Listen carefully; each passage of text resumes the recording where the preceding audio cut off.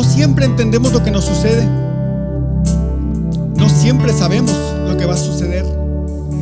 Pero una cosa sí sabemos: nada escapa de tu voluntad.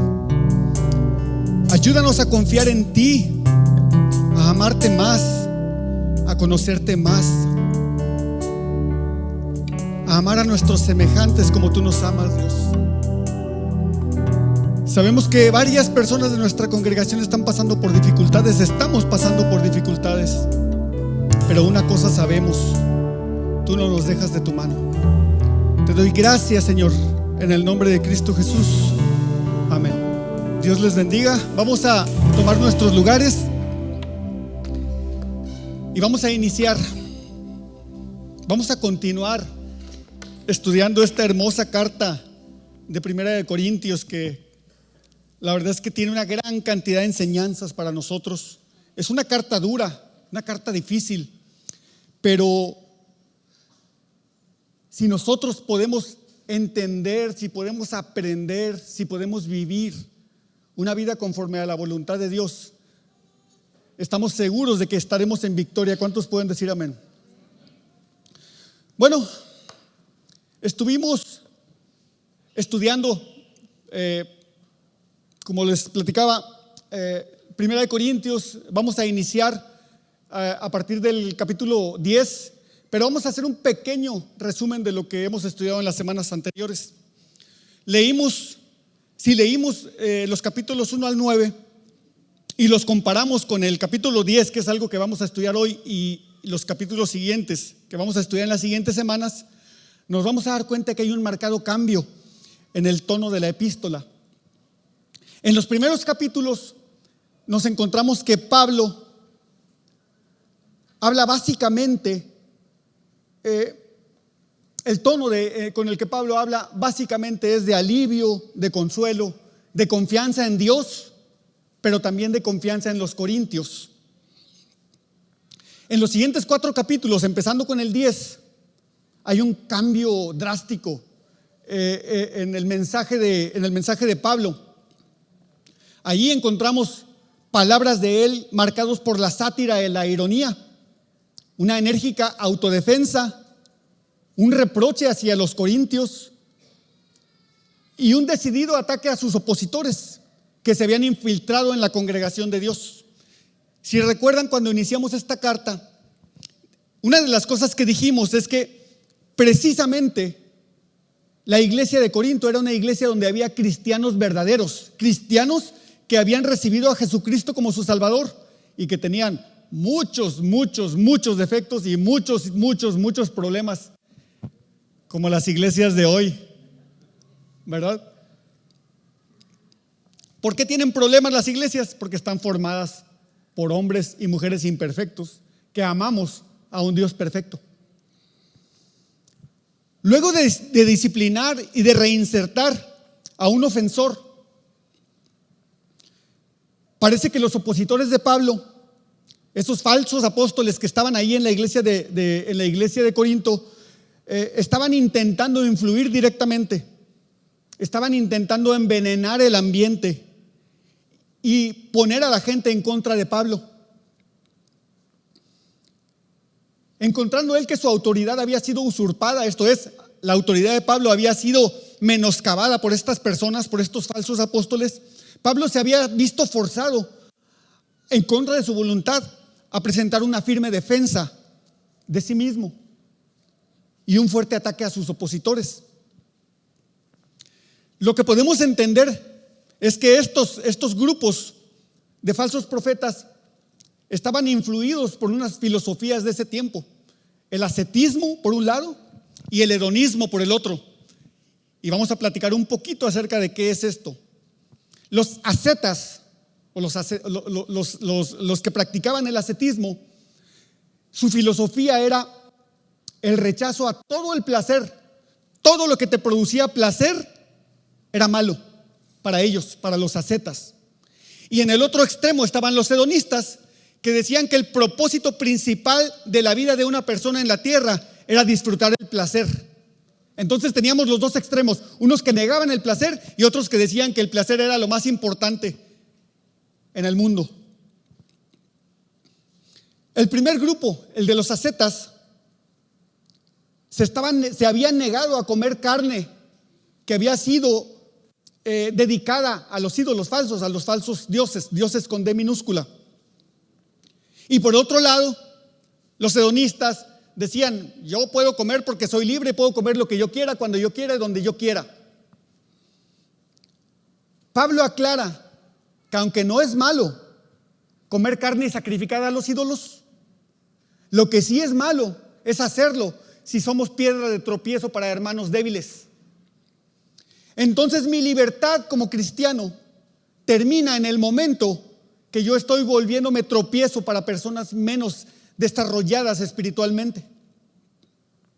En resumen, lo que estamos viendo en los capítulos anteriores es que Pablo está clarificando una zona gris de la vida cristiana. ¿A qué nos referimos con una zona gris? Es cuando no hay una enseñanza directa, completa de un mandato de Dios. Hay algunas zonas grises que tenemos que interpretar, tenemos que pedirle a Dios que nos ayude a discernir y tenemos que tomar una decisión. Sin embargo, hay textos de la palabra de Dios que no podemos negar, que son absolutamente directos. Hay mandatos a los cuales no podemos dar nosotros una interpretación ni encontrar un área gris. Y les voy a poner un ejemplo. ¿El adulterio es malo o es bueno? Por naturaleza es malo. Hay un mandato de Dios hacia nosotros que nos dice: no adulterarás. Y eso no hay justificaciones, no hay zonas grises aquí. No todas las cuestiones éticas están en zona gris. Y la Biblia nos enseña que hay cosas que están mal y que un cristiano no tiene libertad para ejercerla, para abrazarla. En el capítulo 10, en los versículos 1 al 13, Pablo nos enseña de un trágico incidente que sucedió en el pueblo de Israel cuando cayó en inmoralidad y en idolatría, y que dio lugar a un severo juicio de Dios. Y vamos a iniciar leyendo 1 Corintios 10, versículo 1. Dice: porque no quiero, hermanos, y fíjense, esto es importante, hermanos, está hablando a cristianos, que ignoréis que nuestros padres todos estuvieron bajo la nube y todos pasaron el mar. Este versículo se refiere en la historia de Israel a aquellos hombres y mujeres que fueron liberados de la esclavitud en Egipto. Y todos ellos gozaron la misma guía y la misma protección sobrenatural que les dio la nube de Dios durante el éxodo. En forma semejante, los corintios estaban experimentando también una guía y una protección divinas en ese tiempo. Y esa es la misma guía y protección divina que experimentamos los cristianos del día de hoy. En segundo lugar, todos los israelitas pasaron el mar y fueron milagrosamente rescatados por el poder de Dios de aquellos que buscaban acabar con sus vidas. También los corintios habían experimentado algo milagroso y sobrenatural. Habían experimentado el rescate de Jesucristo. Esto es la salvación. Nosotros, de forma sobrenatural, si hemos decidido entregar nuestras vidas a Jesús, hemos sido rescatados de forma sobrenatural de la muerte. El versículo 2 dice: y todos en Moisés fueron bautizados en la nube y en el mar. Este versículo nos dice que la tercera ventaja que tuvieron los israelitas fue que en Moisés fueron bautizados. Esto es, se unieron a su cabeza espiritual, el siervo de Dios en quien habían depositado su confianza para ser liberados de la esclavitud. A su vez, los corintios fueron bautizados en el cuerpo de Cristo y se unieron a su cabeza, que es Jesucristo. Es la misma cabeza de nuestra iglesia de este tiempo. Todos los que hemos aceptado a Jesucristo en nuestro corazón, todos los que hemos sido bautizados, estamos unidos a nuestra cabeza espiritual que es Jesús. El versículo 3 dice: y todos comieron el mismo alimento espiritual. Como cuarto privilegio, Pablo nos enseña que todos los israelitas disfrutaron del pan espiritual sobrenatural que procede del cielo. Los corintios, los que creyeron en Jesús, comieron también el pan del cielo. Y déjenme decirles, vamos a leer lo que dice Juan 6:31 al 35. Dice: nuestros padres comieron el maná en el desierto, como está escrito, pan del cielo les dio a comer. Y Jesús les dijo: de cierto os digo, no os dio Moisés el pan del cielo, mas mi Padre os da el verdadero pan del cielo, porque el pan de Dios es aquel que descendió del cielo y da vida al mundo. Les dijeron: Señor, danos siempre de ese pan. Jesús les dijo: yo soy el pan de vida. El que a mí viene nunca tendrá hambre, y el que en mí cree no tendrá sed jamás. ¿Cuántos de nosotros, y yo se los puedo decir porque muchas veces me han escuchado, 37 años de mi vida viví alejado de Dios, sin conocerle, pensando que le conocía, pero me estaba muriendo espiritualmente por dentro? Había algo que nada podía satisfacer, ni lo material, ni los placeres, nada podía llenar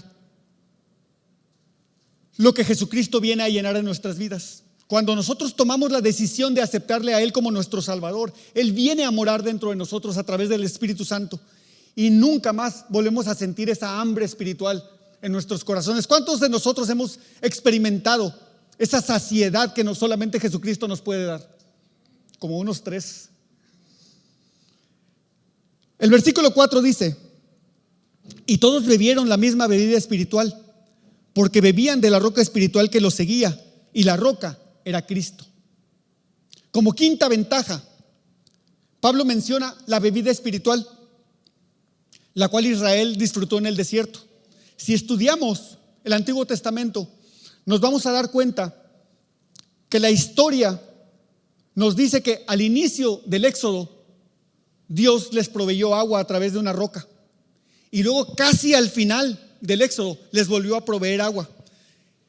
Pablo nos enseña en este versículo que así como Cristo estuvo desde el inicio del Éxodo hasta que terminó el caminar del pueblo de Israel y llegar a la tierra prometida donde fluye leche y miel, así Jesucristo estaba con los corintios durante todo su caminar, y Jesucristo está con nosotros durante nuestro caminar en la tierra.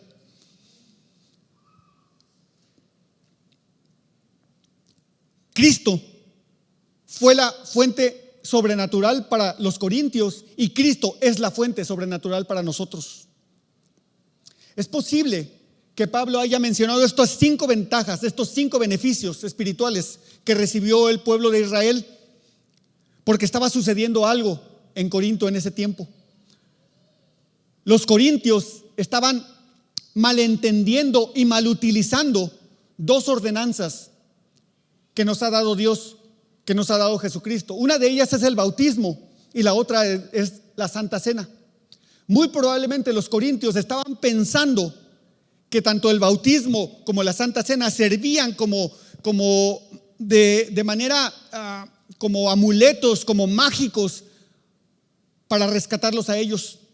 Recordemos que la mayoría de los corintios venían de un contexto de idolatría, conocían a muchos dioses con D minúscula, y ese conocimiento tenía que ir saliendo, tenían que ir dejando las prácticas idolátricas e ir aprendiendo las prácticas cristianas. Entonces los corintios estaban utilizando de manera equivocada tanto la Santa Cena como el bautismo. El versículo 5 dice: pero de los demás de ellos no se agradó Dios, por lo cual quedaron postrados en el desierto.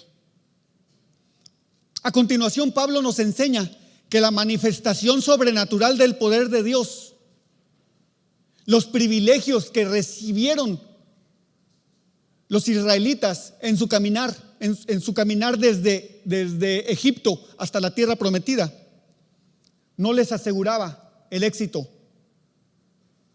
de forma automática. De hecho, solamente 2 personas de las que salieron de Egipto pudieron entrar en la tierra prometida. De hecho, ni siquiera Moisés pudo disfrutar el placer, el gozo de conocer esta tierra.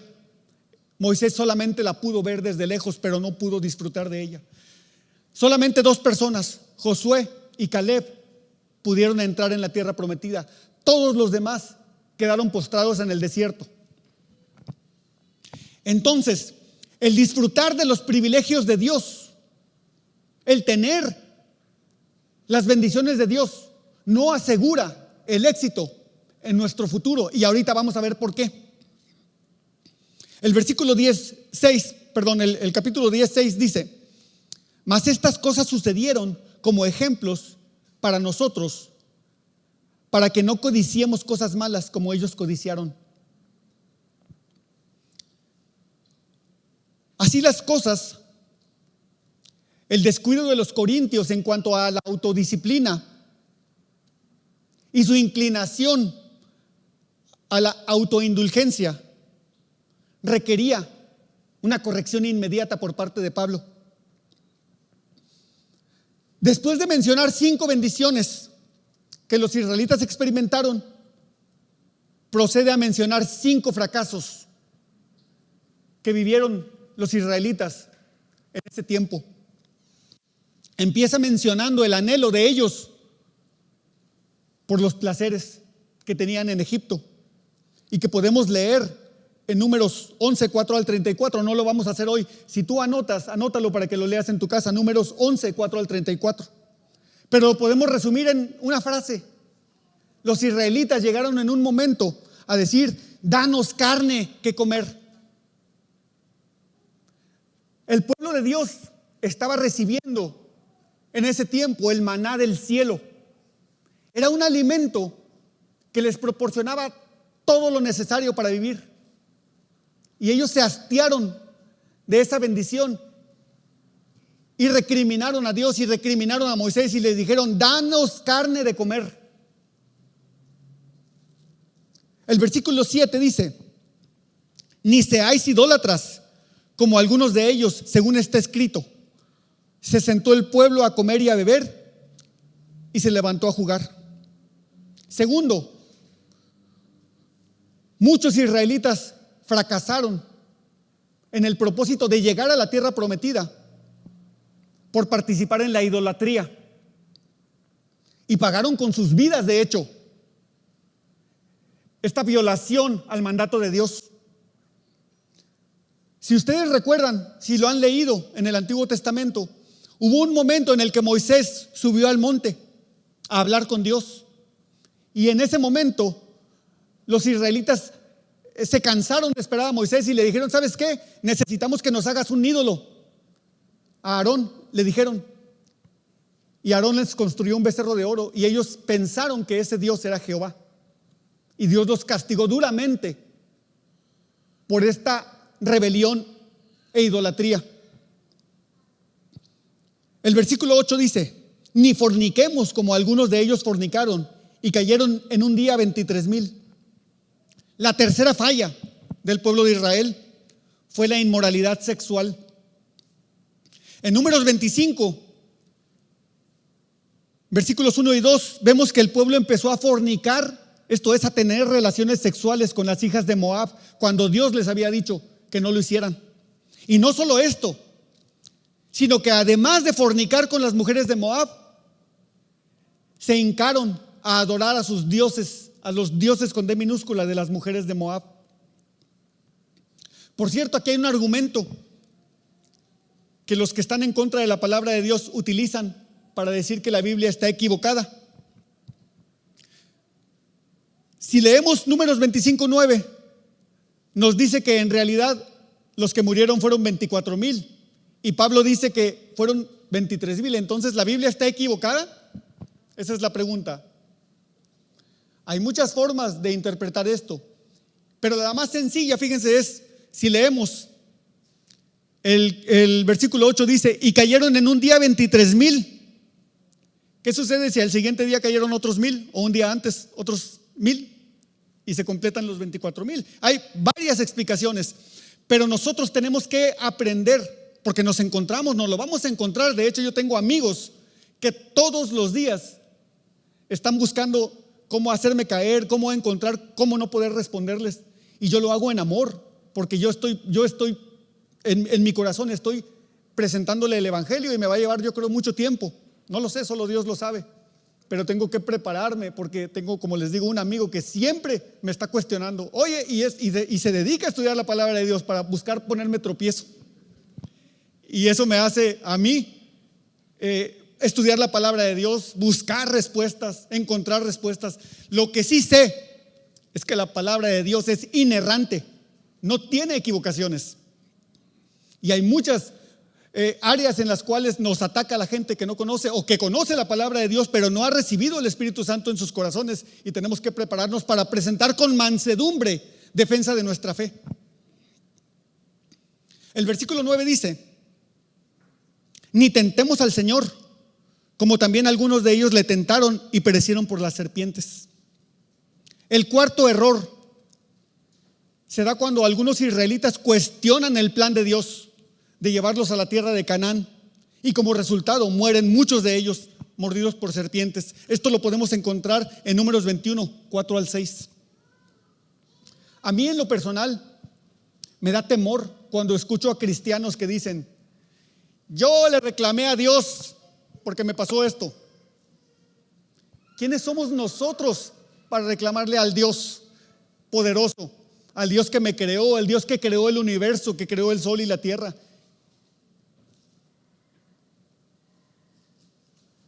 El versículo 10 dice: ni murmuréis, como algunos de ellos murmuraron y perecieron por el destructor. El quinto fracaso se da cuando el pueblo de Israel murmura contra sus líderes, murmura contra Moisés y contra Aarón, los líderes que Dios había designado para llevarlos a la tierra prometida. Y esto lo podemos encontrar en Números 16, 41 al 50. Y lo que podemos entender es que Pablo estaba viviendo esta misma situación. Había gente en la iglesia de Corinto que estaba murmurando contra él, que estaba cuestionando su liderazgo, que estaba cuestionando su autoridad dada por Dios. El versículo 11 dice: y estas cosas les acontecieron como ejemplo, y están escritas para amonestarnos a nosotros, a quienes han alcanzado los fines de los siglos. El trato que Dios tuvo con el pueblo de Israel no era solamente del interés histórico de Pablo. Es un ejemplo para el pueblo de Corinto, y es un ejemplo para nosotros de que servimos a un Dios, sí, un Dios de amor, pero también servimos a un Dios de justicia. Y debemos ser muy cuidadosos de no creer que la libertad que tenemos en Cristo nos sirve para el libertinaje y para hacer todo lo que queramos. Hay cosas que la palabra de Dios prohíbe terminantemente. Ese Dios que juzgó con la muerte al pueblo de Israel puede juzgar con la muerte a su pueblo en este tiempo. Y no estoy buscando sembrar miedo. Estoy buscando que entendamos que servimos a un Dios, sí, un Dios de amor, pero sí, un Dios de justicia.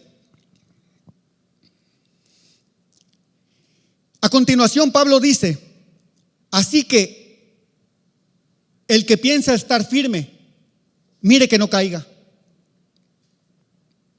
Si los corintios pensaban que su posición de libertad les permitía hacer lo que quisieran y vivir en libertinaje y ser autoindulgentes con ellos mismos, estaban equivocados. Estaban muy equivocados. Fíjense lo que dice la misma carta primera de Corintios en los versículos, capítulo 5, versículo 5. El tal se ha entregado a Satanás para destrucción de la carne, a fin de que el espíritu sea salvo en el día del Señor Jesús. se había encontrado un hombre en pecado flagrante en la iglesia de Corinto. Pecado que había sido conscientemente ejecutado. No pecado por error, no pecado por debilidad. Había habido un hombre que deliberadamente había decidido pecar. Y Pablo dice: el tal se ha entregado a Satanás para destrucción de la carne, a fin de que el espíritu sea salvo en el día del Señor Jesús. Fíjense, algo bien tremendo. Cuando tú aceptaste a Jesucristo como tu Salvador, Él te dio la salvación y te dio la vida eterna. Tu salvación nunca puede estar en juego. Dios no te puede dar un regalo que si te portas mal te va a quitar. Pero tenemos que ser cuidadosos con nuestra vida espiritual, porque lo que sí podemos perder es nuestra vida terrenal. Que sea destruida la carne para que el espíritu sea preservado. Hebreos 10, 28 y 29 dice: el que viola la ley de Moisés por el testimonio de 2 o de 3 testigos muere irremisiblemente. Esa era la ley. ¿Cómo funciona la gracia? Dice: ¿cuánto mayor castigo pensáis que merecerá el que pisoteare al Hijo de Dios y tuviere por inmunda la sangre del pacto en la cual fue santificado e hiciere afrenta al Espíritu de gracia? Hace muchos años, cuando yo no conocía de Dios, de hecho, tenía un amigo, compañero de trabajo, que tenía una filosofía muy chistosa. Él decía: tengo viernes y sábado para hacer lo que quiera, para portarme mal. ¿Se imaginan ustedes cómo se portaba mal? Al cabo que el domingo voy a la iglesia. Tristemente mucha gente piensa, él no era cristiano, yo tampoco, yo no sabía, no entendía en ese tiempo. Mucha gente piensa que creen en Dios, pero violan los principios de Dios, creyendo que Dios no va a aplicar justicia sobre nuestras vidas. Por otra parte, y esto es importante, no miremos a nuestros semejantes como si nosotros fuéramos mejores que ellos, pensando que a nosotros no nos puede suceder. Dios nunca nos llamó a nosotros a juzgar a las personas. El que juzga es Dios. Y si yo veo a un hermano que ha caído en el pecado del adulterio, no puedo voltear a verlo así por arriba del hombro y decir: uy, mírenlo, pobrecito, qué mal, pensando que yo no puedo caer en algún momento. Que Dios nos libre y nos dé la fuerza y la voluntad de mantenernos en su camino. Pero eso no tiene nada que ver con la salvación, de hecho, y déjenme repetirlo y ser insistente en esto. Nuestra salvación está garantizada desde el momento que nosotros recibimos a Jesucristo en nuestro corazón. El versículo 13 dice: no os ha sobrevenido ninguna tentación que no sea humana, pero fiel es Dios, que no os dejará ser tentados más allá o más de lo que podéis resistir, sino que dará también juntamente con la tentación la salida para que podáis soportar. En nuestras pruebas, en nuestras dificultades, Dios siempre está con nosotros. Él siempre nos da una puerta, nos deja abierta una puerta para poder salir. Después de derribar la falsa seguridad que tenían los corintios, Pablo señala la única persona en la cual pueden confiar: en Dios. Nuestra confianza está en Dios siempre, pero no podemos tener una falsa confianza de que podemos hacer lo que queramos sin sufrir las consecuencias. El pecado siempre tiene consecuencias. A veces no va a ser la muerte física, pero siempre va a tener consecuencias. El pecado siempre va a traer consecuencias para nuestras vidas. Entonces no podemos ser autoindulgentes con nosotros mismos y pensar que no va a suceder nada. Las tentaciones que les habían sobrevenido eran semejantes a las que vivió el pueblo de Israel en su tiempo, a las que vivieron los corintios y a las que vivimos nosotros en este tiempo. En ese tiempo había fornicación en el pueblo de Israel. En el tiempo de Corinto había fornicación. En el tiempo actual hay fornicación. En las 3 etapas había idolatría. Hoy sigue habiendo idolatría, y la idolatría no es solamente una estatua parada aquí en tu casa o en tu jardín. Dice la palabra que la idolatría es todo aquel que ocupa el lugar de Dios. Dice que de hecho la avaricia es idolatría. Y déjenme decirles dónde dice. Colosenses 3:5 dice: haced morir pues lo terrenal en vosotros: fornicación, impureza, pasiones desordenadas, malos deseos y avaricia, que es idolatría. Entonces, ídolo no es solamente la estatua. Ídolo es solamente cualquier cosa que ocupa el centro de nuestra vida, que es y debe ser Jesucristo. La buena noticia es que podían encarar esas tentaciones confiando en que Dios es fiel. Siempre y cuando nosotros hagamos su voluntad. Pero de hecho, el problema era que los corintios no estaban buscando a Dios. Estaban siendo verdaderamente autoindulgentes consigo mismos, pensando que su libertad les permitía hacer lo que quisieran. Hebreos 4:14 al 16, y con esto termino. Por tanto, teniendo un gran sumo sacerdote que traspasó los cielos, Jesús, el Hijo de Dios, retengamos nuestra profesión. Porque no tenemos un sumo sacerdote que no pueda compadecerse de nuestras debilidades, sino uno que fue tentado en todo, según nuestra semejanza. Y la pregunta sería: ¿Jesucristo fue tentado en lo sexual? ¿Qué piensan? Dice la palabra de Dios: Jesucristo fue tentado en todo. Él conoce lo que nosotros vivimos. Él sabe nuestras luchas. Pero hay una grandísima diferencia, y lo leemos a continuación. Dice: sino uno que fue tentado en todo según nuestra semejanza, pero sin pecado. Podemos vencer a la tentación. Dios nos dio las armas para vencerlas. Pero lo primero que tenemos que hacer es dejar de pensar que podemos hacer lo que queremos y que no va a haber consecuencias. Dice: acerquémonos pues confiadamente al trono de la gracia para alcanzar misericordia y hallar gracia para el oportuno socorro. Déjame decirte que si estás viviendo en pecado, que si has pecado, hay una salida. Dios nos la dio en su palabra: confesión de pecado, arrepentimiento. Dice su palabra que a un corazón contrito y humillado Él no lo rechaza. Pídele a Dios que te dé convicción de pecado. Que no permitamos autoindulgencia en nuestros corazones. Que no digamos: esto es malo, pero nomás poquito. Dios nos ha llamado a la perfección. Dice su palabra: sed santos porque yo soy santo. ¿Cuándo vamos a ser perfectos? Nunca en esta tierra. Nunca. Pero lo que sí tenemos que hacer es avanzar y avanzar y avanzar. Y si nos caemos, nos levantamos, nos arrepentimos, pedimos perdón y seguimos adelante.